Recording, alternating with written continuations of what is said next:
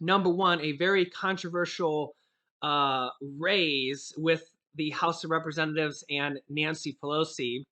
We will go over in this video, as well as the troops being withdrawn from Afghanistan, which is obviously the major news today. Um, it is very, very important to note, of course, we always have the age old battle of Democrats versus Republicans. And of course, whenever we have a Democratic president in office, we always have the Republicans criticizing them. And whenever we have a Republican president in office, we always have Democrats criticizing them.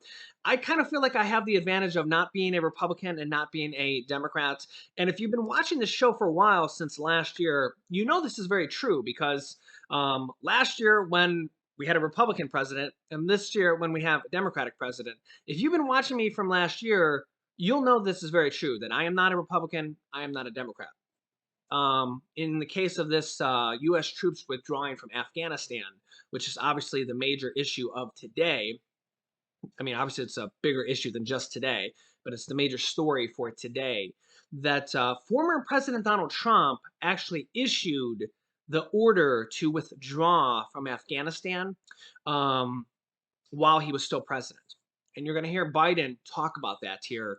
We're going to play a couple minute clip here from President Biden talking about what is going on here with our country withdrawing from Afghanistan. But it's very important to know because obviously Republicans, and if you're a Republican, a lot of Republicans are criticizing Biden very, very heavily from withdrawing from Afghanistan. I think the majority of people think that it's time to withdraw from Afghanistan. We've been there for 20 years. Most people think it's not really our war to fight. Most people think it's time to bring our troops home. Most people think it's time to stop spending billions and trillions of dollars over and over and over and over again. I mean, are we going to just continue to spend billions and trillions of dollars over and over and over and over and over again? And again, if we don't withdraw now, when do we withdraw? Do we withdraw next year or the year after or the year after or the year after? Or, I mean, if we send more troops there now and we withdraw next year, the same thing happens. So, if we withdraw 2 or 3, 4 more years from now, the same thing's going to happen. That's the biggest problem that we're having. And I really think that the easiest way to look at this is that both former President Trump, his order was to withdraw from Afghanistan, and current President Biden's order was to withdraw from Afghanistan. Very rarely do you see them agree on anything. It's probably the right decision. We've been there for almost 20 years. And I don't know, we've just lost so many lives and we spent so many trillions of dollars, billions and trillions of dollars. You can let me know your thoughts. Here's President Biden on the issue. Good afternoon. I want to speak today to the unfolding situation in Afghanistan, the developments that have taken place in the last week, and the steps we're taking to address the rapidly evolving events. My national security team and I have been closely monitoring the situation on the ground in Afghanistan and moving quickly to execute the plans we had put in place to respond to every constituency, including and contingency, including the rapid collapse we're seeing now. I'll speak more in a moment about the specific steps we're taking, but I want to remind everyone how we got here and what America's interests are in Afghanistan. We went to Afghanistan almost 20 years ago with clear goals. Get those who attacked us on September 11, 2001, and make sure al-Qaeda could not use Afghanistan as a base from which to attack us again. We did that. We severely degraded al-Qaeda in Afghanistan. We never gave up the hunt for Osama bin Laden, and we got him. That was a decade ago. Our mission in Afghanistan was never supposed to have been nation building. It was never supposed to be creating a unified, centralized democracy. Our only vital national interest in Afghanistan remains today what it has always been: preventing an attack on America's homeland. I've argued for many years that our mission should be narrowly focused on not counterinsurgency or nation building. That's why I opposed the surge when it was proposed in 2009 when I was vice president. And that's why, as president, I'm adamant we focus on the threats we face today in 2021, not yesterday's threats. Today, the threat has metastasized well beyond Afghanistan. Al-Shabaab in Somalia, Al-Qaeda in the Arabian Peninsula, al-Nusra in Syria, ISIS attempting to create a caliphate in Syria and Iraq, and establishing affiliates in multiple countries in Africa and Asia. These threats warrant our attention and our resources. We conduct effective missions against groups in multiple countries where we don't have permanent military presence. If necessary, we'll do the same in Afghanistan. We've developed over-the-horizon capability that will allow us to keep our eyes firmly fixed on the direct threats to the United States and the region, and act quickly and decisively if needed. When I came into office, I inherited a deal that President Trump negotiated with the Taliban. Under his agreement, U.S. forces would be out of Afghanistan by May 1, 2021, just a little over 3 months after I took office. U.S. forces had already drawn down during the Trump administration from roughly 15,500 American forces to 2,500 troops in country. And the Taliban was at its strongest militarily since 2001. The choice I had to make as your president was either to follow through on that agreement or be prepared to go back to fighting the Taliban in the middle of the spring fighting season. There would have been no ceasefire after May 1. There was no agreement protecting our forces after May 1. There was no status quo of stability without American casualties after May 1. There was only the cold reality of either following through on the agreement to withdraw our forces or escalating the conflict and sending thousands more American troops back into combat in Afghanistan. Yeah, so his speech is like 20 minutes long. I can't show the whole thing. You can look it up on the White House YouTube page if you want to watch the whole thing. But yeah, you can let me know your thoughts on this. Obviously, everybody has very strong opinions on this. Obviously, Republicans are very critical of President Biden, just like Democrats were very critical of former President Trump. I tend to find myself more neutral on both, because again, I don't consider myself a far left Democrat, or I don't consider myself a far right Republican. Sometimes I agree with Republicans, sometimes I agree with Democrats. But in this particular case, I kind of agree with both presidents because both presidents agree to withdraw out of Afghanistan. And I think that a lot of people don't realize that. So that's kind of my message here, that both of them agree to withdraw out of Afghanistan. And I think that's the right decision as well, is to bring our troops home, stop spending billions and trillions of dollars on a foreign war, and spend it at home. Speaking of spending money at home, I want to bring to you guys a controversial issue that a friend of mine, Steven, a YouTuber, kind of brought to light that I didn't even know about until today. Check this out. As you can see, this headline, Nancy Pelosi, the Speaker of the House of Representatives, who's the leading Democrat in the House of Representatives, announces that House of Representatives staff can make more money than members of Congress. She announced a raise for House of Representatives staff. Now, this is very controversial. It's a raise, but I think this might be a little bit misconstrued. And again, I'm not a Democrat. I'm not a Republican, so I have no problem bringing up dirt on either party or on Congress themselves. But let me kind of show you here what this is. This is from Fox News, so this does tend to be a little bit derogatory towards Democrats, just to be fair to everybody here.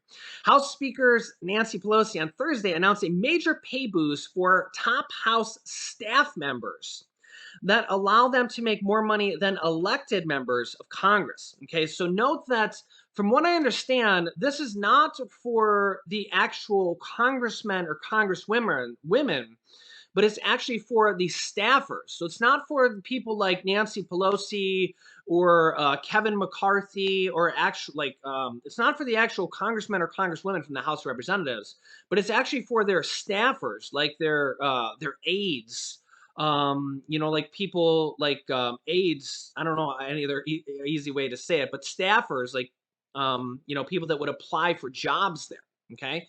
Nancy Pelosi said that the maximum pay rate for staff would be $199,300, up 15% from the current cap of $173,900. Now, note that not everybody makes that. That would be for like very technical senior representatives that have like very high paying jobs. Okay. The pay boost means that top staffers will actually be allowed to make more money than their bosses, aka the congressmen and congresswomen. The pay for a member of Congress has been 174,000 since 2009, with some variance for leadership positions. So I just wanted to make this clear that this is actually not a pay raise for congressmen and congresswomen. It's actually a pay raise for their staff. As you can see here, Nancy Pelosi announces House staff can make more money than members of Congress. And I'm not applauding this by any means. As I said, this is very controversial. But they did give a pay raise to the people who work at the House of Representatives, not the congressmen or congresswomen, but their staff. In a letter Thursday to House members, Pelosi said that the increase was needed to maintain the best talent on Capitol Hill.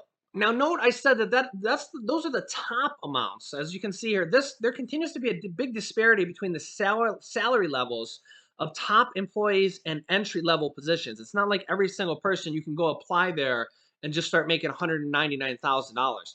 House chief of staffs have a medium wage of $152,000, whereas communication specialists, which actually sounds like a pretty good job, like you would need a degree there and stuff, make on average $32,400, according to a congressional salary data from Legistorm.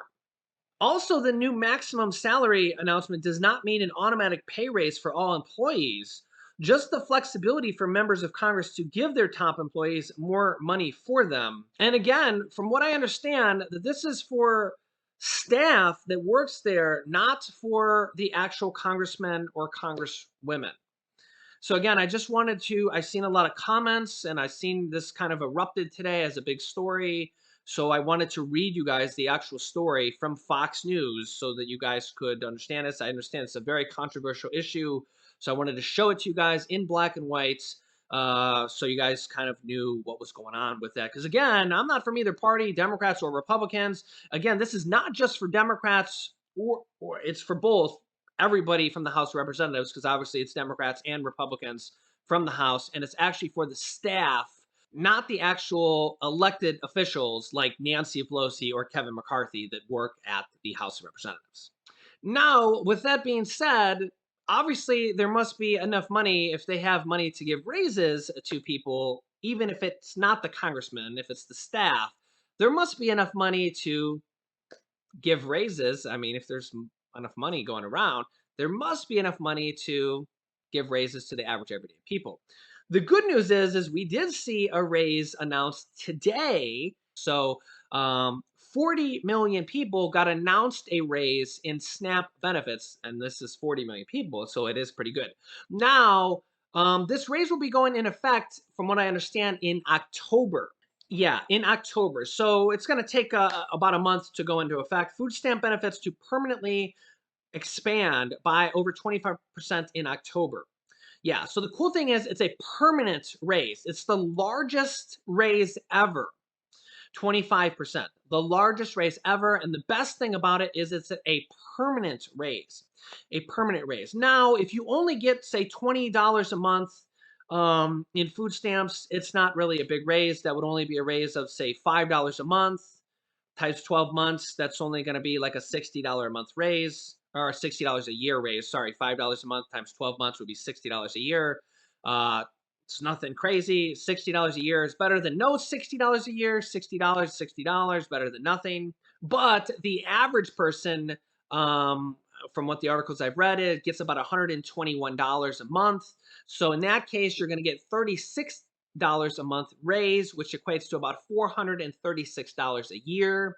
every single year per person. So if you're a family of two, you're looking at 800 and some dollars per year raise. Uh, Pretty decent, pretty decent. If you're a family of four, you're looking at like $1,600 a year in SNAP raises. So this is the third kind of stimulus provision that they have announced in the last 3 weeks. The SNAP raise. Number two would be that the federal eviction moratorium was emergencyly extended. Emergencyly, that's an interesting word. That President Biden and the CDC extended the eviction moratorium until October 3rd. This is going to probably be challenged here. It was just challenged, and a district court upheld it. I'm expecting several more legal challenges for this to be challenged in the Supreme Court. I'll keep you up to date on that. Also, the unemployment is set to expire on September 6th. So we'll see if that will be extended as well. But this was the second kind of emergency stimulus that was just extended for about 10 to 15 million people. That was just extended on August 3rd for 2 months until October 3rd.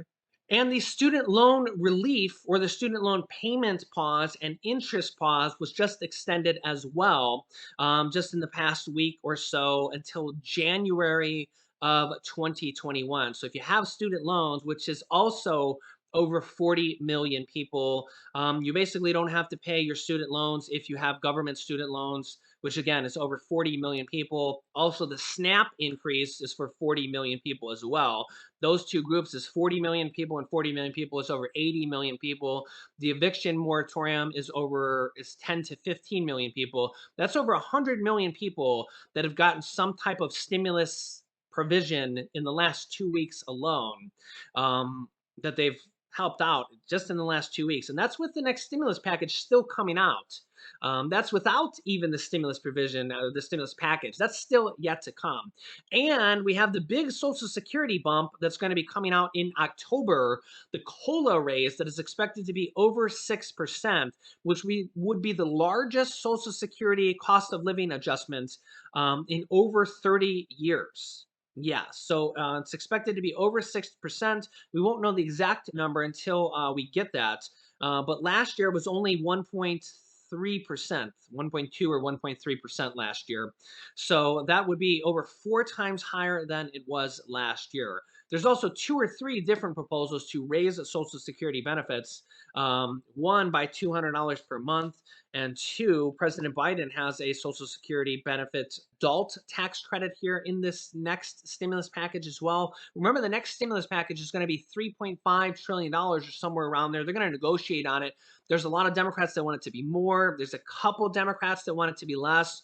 Kyrsten Sinema and Joe Manchin. Dun, dun, dun. There's a couple Democrats from the House of Representatives that are like Joe Manchin and Kyrsten Sinema as well. There's more Democrats that actually want it to be more. There's only a few moderate Democrats. There's around 7 or 9 of them in the House and only 2 in the Senate. But there's actually more what they call progressive Democrats that actually want the packages to be higher. So that's where kind of the negotiations come in, because you really need all the Democrats to agree. So even Democrats, and that's why it's so hard to bypass the filibuster when you have to get Republicans and Democrats to agree, because basically Republicans and Democrats are like so far different, right? When you look at like former President Trump and Biden, current President Biden, they're just like they see things completely different. That's why when you see something like they both agree to withdraw from Afghanistan, it's like, wait, they agree on something? Like, oh my God, it's a miracle, right? So like when you see them both agree on something, you're like, wait, if they both agree on something, it's gotta be true, right? Like, because like they never agree on anything. And that's why it's so hard to get Republicans and Democrats to agree, let alone all the Democrats. So yeah, so they're gonna eventually get all the Democrats to agree on everything, but it's just even the moderates and the progressives. You have some Democrats saying the package should be 6 trillion, and then you have some Democrats saying no, it should be less than 3.5 trillion. And then you got to agree on everything. All where should the money be spent? Stimulus checks. How much should it be? What about child tax credits? What about adult tax credits? What about climate change? What about this, that, and the other things, right? So that's kind of where all the details, and that's kind of the process they're going through now. And then when the Senate passes it, then you're going to have the House of Representatives saying, well, I don't know, I think we might need to change this detail and change that detail, and that's kind of like this whole process of kind of how everything goes down. So let me know your thoughts. I will keep you up to date on everything, what's going on in Washington, D.C., what's going on with all this controversy. And the cool thing is I have no affiliation with either the Democratic Party or the Republican Party. So I can tell you the truth on either party because I have no affiliation with either. And I've been saying the same thing since when former President Trump was the president. And I can tell you the same thing when now that Biden's the president. I have no affiliation with Nancy Pelosi or with Mitch McConnell. They're both like 80 years old. So it really doesn't matter to me, either one of them. So eventually they're both going to retire either way, and then somebody new is going to take their place either way. So let me know your thoughts. I'll keep you up to date with everything going on with this next stimulus package, going on in Washington, D.C., and going on with our country, and going on with our country, and going on with our country.